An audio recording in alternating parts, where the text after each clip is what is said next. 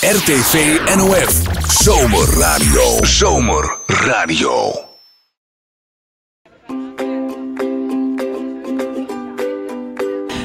Thea Eltinga van de organisatie van het concours Hippiek.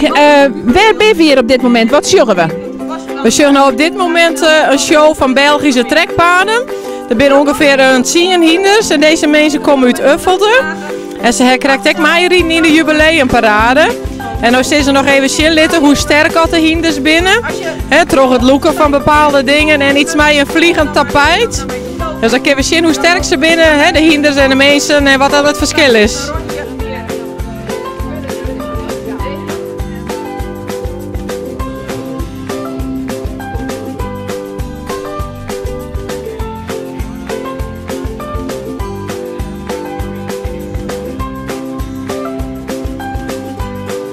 Het is hier de 74e editie van het concours Hippiek. Betekent dat ook dat je er een extra speciale dag van maken, hè?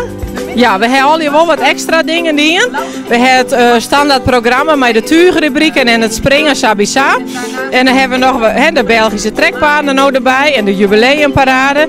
En we hebben ook voor de VIP-gasten nog wat muziek in de tent. En dat hebben we ooit nooit, maar we hebben wel even wat extra dingen eromheen die een beetje om het wat feestelijk om te klaaien.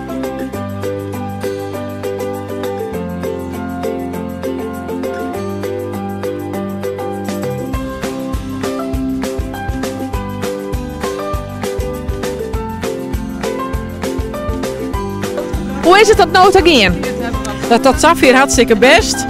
Ik maak het waar. We zien van de morgen is nog wel een beetje de roer in hoe het waar wordt zo. Dat is super mooi waar.